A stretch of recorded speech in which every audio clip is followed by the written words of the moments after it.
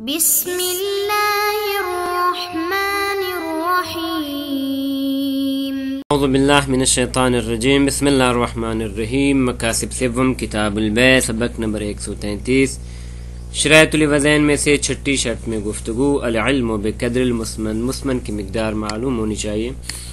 تو مسئلے میں سے ہم پہنچے تھے جی فرعان، دو فرع، ان میں سے فرع اول میں گفتگو جاری ہے۔ فرع اول یہ تھی کہ اگر مبیع میں اختلاف ہو جائے مشتری اور بائع کا، کہ مشتری کہتا ہے کہ اس کے اندر تبدیلی آئی ہے اور بائع کہتا ہے کوئی تبدیلی نہیں آئی، تو اس میں کس کے قول کو مقدم کیا جائے گا؟ تو بیان ہوا تھا کہ قول مشتری کو مقدم کیا جائے گا، اس کے لیے انہوں نے 3 ادلہ پیش کی تھی۔ اور اب جو ہماری گفتگو جاری ہے وہ تیسری دلیل میں ہے، کہ تیسری دلیل یہ تھی کہ اصل یہ ہے کہ مشتری کو اپنا حق نہیں ملا۔ تو یہ مسئلہ جب مصنف نے بیان فرمایا تو مسئلے کو ایک دوسرے طریقے سے انہوں نے مطرح کیا تھا، وہ یہ تھا کہ اگر ہم اس مسئلے کو اس طرح بیان کریں کہ یہ جو شرائط ہیں، مثلا ایک دفعہ شرط ہے کہ جو ضمن عقد میں بیان کی جاتی ہے، اور ایک ایسی شرط ہے کہ جو خارج از عقد بیان کی جاتی ہے، اور پھر اس میں اختلاف ہے کہ وہ شرط کے جو ضمن عقد میں بیان کی جاتی ہے وہ مثل جزء عقد کے ہیں، اور مبیع کا ایک حصہ ہے کہ اس کے نہ ہونے کی وجہ سے مبیع ثابت نہیں ہو رہی یا نہ۔ تو اس طرح فرماتے ہیں یہ جو مشاہدہ ہے اس کو بھی ہم اسی طریقے سے ذکر کر سکتے ہیں کہ یہ جو مشاہدہ ہے یا وصف مذکور ہے، آیا اس کی حیثیت مثل جز کے ہے یا مثل شرط کے ہے۔ اگر ہم اس کو مثل جز کے قرار دیں تو نزاع اور طریقے سے مطرح ہوگا، اور اگر اس کو ہم مثل شرط خارجی کے قرار دیں تو دوسرے طریقے سے نزاع مطرح ہوگا۔ تو اب جو گفتگو تھی وہ یہ تھی کہ پچھلے سبق میں بیان یہ ہوا تھا کہ اس کو ہم بطور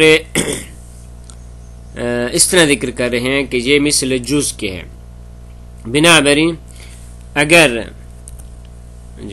پچھلی جو گفتگو تھی وہ اس طرح تھی پچھلے مسئلے میں کہ عقد جو واقع ہوا ہے آیا شے موجود پہ واقع ہوا ہے، اور عقد کا واقع ہونا یہ منطبق ہے شے موجود پہ تاکہ وفا لازم آئے، یا شے موجود پہ عقد منطبق نہیں ہو رہا تاکہ وفا واجب نہ ہو۔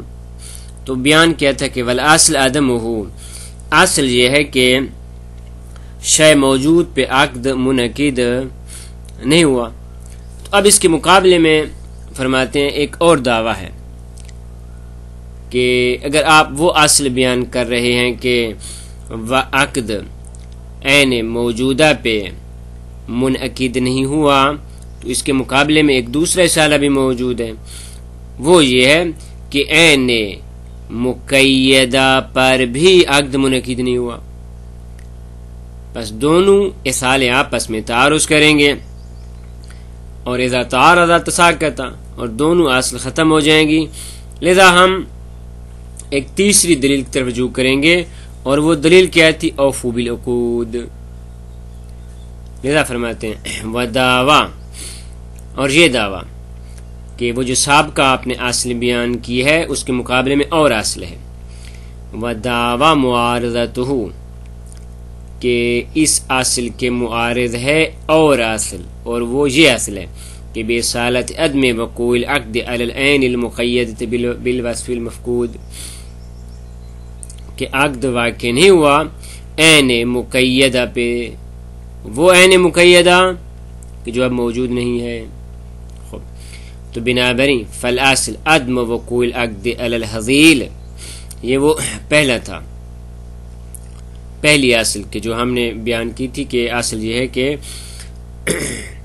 منطبق نہیں ہوا، اور والاصل عدم وقوع العقد علی الشاۃ المقید بالثمن، کہ یہ جو اب دعویٰ کیا گیا معارضہ کا، بنابراین یہ جو دو اصل ہیں فیتساقطان، یا فیتساقط الاسلان، بس دونوں اصل آپس میں تساقط کر جائیں گی. ویرجع الی دلیل اوفوا بالعقود، اور اس دلیل پر رجوع کیا جائے گا اوفوا بالعقود. کیوں؟ لیثبت الجواز، تاکہ جواز عقد کو ثابت کیا جائے اور عقد کی وفا لازم ہو جائے. فرماتے یہ جو دعویٰ ہے مدفوعۃ، اس دعوے کو ہم قبول نہیں کرتے، بلکہ یہ دعویٰ کیا ہے؟ مدفوع ہے. کیوں مدفوع ہے؟ اس وجہ سے کہ یہ جو آپ دوسری اصل پیش کر رہے ہیں یہ اصل تام نہیں ہے، در حالانکہ پہلی اصل تام ہے، اور تام اور غیر تام یہ آپس میں تساقط نہیں کر سکتے. اما یہ کہ یہ کس طرح غیر تام ہے، وہ اس بنیاد پہ کہ یہ جو اصل ہے یہ اصل مثبت ہے، اور اس اصل کو قابل قبول سمجھا جاتا ہے کہ جو اصل نمبر 1 سابقہ رکھتی ہو، نمبر 2 مثبت نہ ہو، تب جا کے اس اصل کے مطابق عمل کیا جاتا ہے. در حالانکہ یہ اصل مثبت ہے. لذا فرماتے ہیں مدفوع کیوں؟ بأن عدم وقوع العقد علی العین المقیدہ، کہ عقد کا واقع نہ ہونا عین مقیدہ پر لا یثبت جواز العقد الواقع، یہ فرماتے ثابت نہیں کرتا کہ عقد کے جو واقع ہو چکا ہے وہ جائز ہے، الا بعد اثبات وقوع العقد علی العین الغیر المقیدہ باصالۃ عدم وقوع العقد المقیدہ، مگر اس صورت میں کہ جب پہلے یہ ثابت ہو جائے کہ عقد عین کہ جو غیر مقیدہ ہے، اس بنیاد پہ کہ عقد واقع نہیں ہوا مقیدہ پہ، وہ غیر جائز، اور یعنی اصل مثبت ہے، جب تک وہ پہلی اصل ثابت نہیں ہوگی تب تک یہ دوسری اصل ثابت نہیں ہوگی. یا دوسرا یہ کہ اصل مثبت یعنی فرماتے ہیں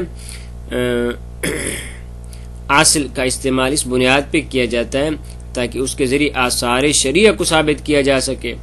دراصل یہاں پہ جو آپ اصل پیش کر رہے ہیں اس سے اثر عقلی کو آپ ثابت کرنے کی کوشش کر رہے ہیں، تو اس صورت میں یہ اصل مثبت بن جائے گی.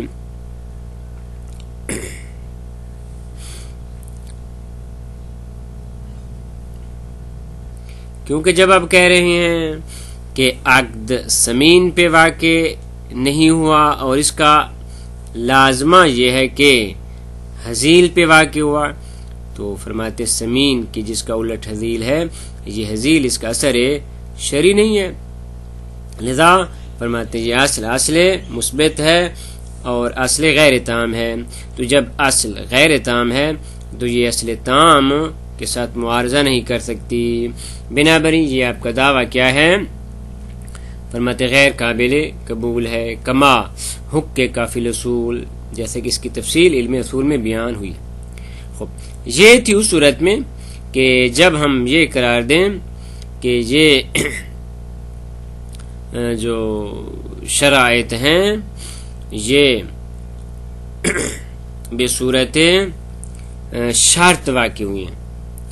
وعلی الثانی، اگر ہم دوسری طرف کو لیں، یعنی کس طرح کہیں کہ ان الشروط ماخوذ فی نفس المعقود علیہ بحیث یکون المعقود له الشیء المقید، کہ شرائط معقود علیہ میں اس طرح اخذ کی گئی ہیں کہ معقود علیہ شیء مقید ہے، یعنی جزء کی حیثیت رکھتی ہیں شرائط.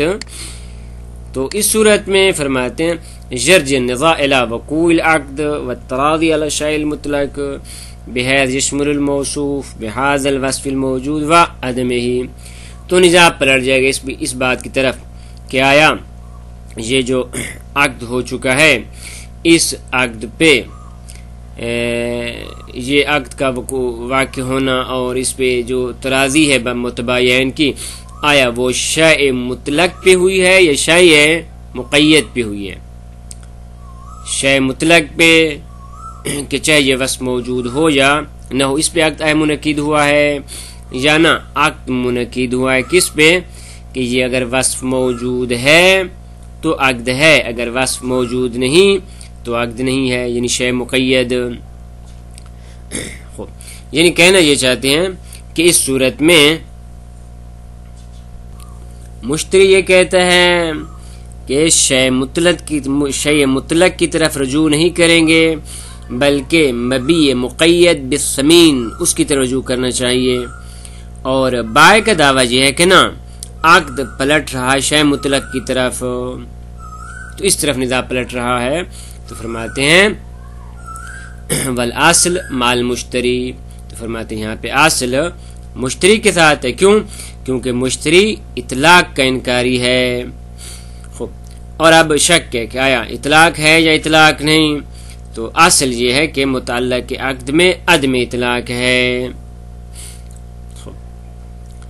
اب فرماتے یہاں پر بھی مقابلے میں ایک اور اصل ہے، یعنی یہ جو آپ کہہ رہے ہیں کہ اصل عدم اطلاق ہے لذا قول مشتری کو قبول کیا جائے گا، تو اس کے مقابلے میں فرماتے ایک اور اصل موجود ہے، لہذا وہ اصل اور یہ اصل آپس میں متعارض ہو جائیں گی، تو اس کا بھی وہی جواب ہے جو پہلے بیان کیا گیا، اور وہ یہ کہ یہ بھی اصل مثبت ہے اور اصل مثبت قابل قبول نہیں ہے، لہذا فرماتے ہیں وَدَعْوَ مُعَارَضَتُهُ بِإِصَالَةِ عَدْمِ وُقُوعِ الْعَقْدِ عَلَى الشَّيْءِ الْمَوْصُوفِ بِالصِّفَةِ الْمَفْقُودَةِ، کہ یہ اصل بھی لاگو ہو سکتی ہے کہ عقد واقع نہیں ہوا اس چیز پہ کہ جو موصوف تھی ایسی صفت کے ساتھ کہ اب موجود نہیں ہے۔ فرماتے ہیں یہ دعویٰ کیا ہے؟ مدفوع دفع کیا گیا، کیوں؟ بِأَنَّهُ لَا يَلْزَمْ مِنْ عَدَمْ تَعَلُّقِهِ بِذَاكَ تَعَلُّقُ بِهَذَا حَتَّى يَلْزَمْ عَلَى الْمُشْتَرِي الْوَفَاءُ بِهِ، کہ اس سے لازم نہیں آتا کہ اگر شے مطلق کے ساتھ اس کا تعلق نہیں تو نتیجتاً شے مقید کے ساتھ اس کا عقد ہونا چاہیے، تعلق ہونا چاہیے، تاکہ مشتری کے لیے اس کی وفا لازم ہو جائے۔ کیوں؟ فَإِلْزَامُ الْمُشْتَرِي بِالْوَفَاءِ بِالْعَقْدِ مَوْقُوفٌ عَلَى ثُبُوتِ تَعَلُّقِ الْعَقْدِ بِهَذَا، کہ مشتری کو لازم قرار دیا گیا ہے کہ بھئی آپ اس عقد کی وفا کریں، یہ موقوف ہے اس بات پہ کہ پہلے ثابت ہو جائے کہ عقد کا تعلق اسی صفت موصوفہ کے ساتھ ہے۔ فرماتے ہیں یہ کیا ہے؟ غیر ثابت ہے، والاصل عدمہ، جی کیوں؟ وقد تقرر فی الاصول، کیونکہ اصول میں پہلے ذکر ہو چکا، یہ وہی ہے جو ہم نے پہلے بیان کیا ہے کہ ان نفی احد الضدین بالاصل لا یثبت الضد الاخر لیترتب علیہ حکمہ، کہ ضدین میں سے ایک ضد کی نفی یہ ثابت نہیں کرتی کہ دوسری ضد ثابت ہو جائے اور اس پر حکم شرعی مرتب کیا جائے۔ دو ضدیں یہاں پہ کس طرح ہیں؟ کیونکہ ایک کہہ رہا ہے کہ مطلق ہے اور دوسرا کہہ رہا ہے کہ نہیں ثمین ہے،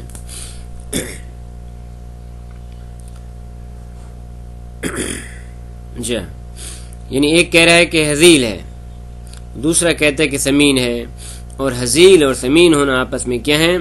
ضدین ہیں۔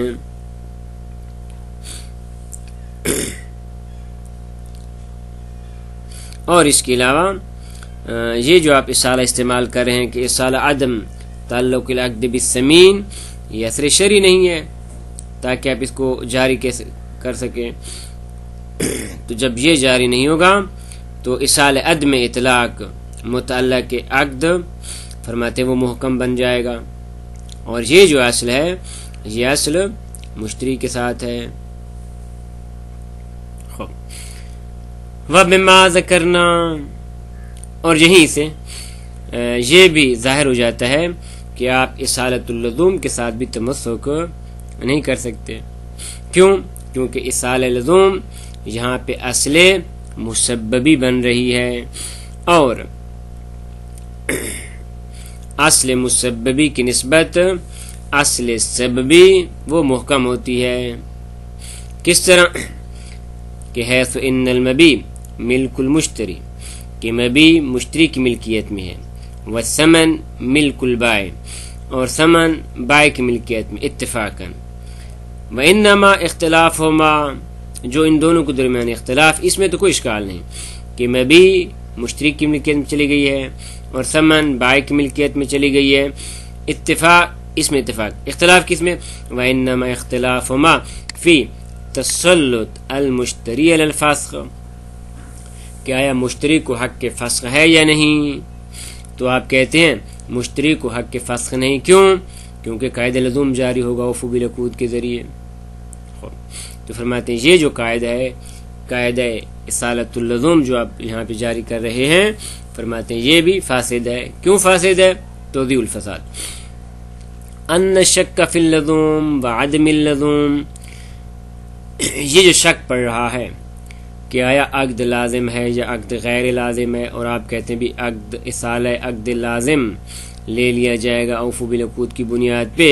تو فرماتے ہیں یہ جو شک پڑ رہا ہے لزوم اور عدم لزوم میں، یہ مسبب ہے، اور اس کا سبب اور ہے، وہ یہ ہے کہ من حیث شک فی متعلق العقد، کیونکہ متعلق عقد میں شک ہے کہ آیا متعلق عقد مطلق ہے یا مقید ہے. پھر آپ وہاں پہ کہتے ہیں جی پس کیا نام متعلق عقد مطلق ہے، تو اس سببیت کی بنیاد پہ پھر آپ ادھر آتے ہیں اور کہتے ہیں کہ پس اصالہ لزوم جاری کریں گے. فإن نقولو، کہ ہم کہتے ہیں الاصل عدم تعلق العقد بهذا الموجود حتى يثبت اللزوم، کہ ہم یہ کہتے ہیں کہ اصل یہ ہے کہ عقد کا تعلق اس موجود کے ساتھ نہیں ہے تاکہ آپ اس لزوم کو ثابت کریں.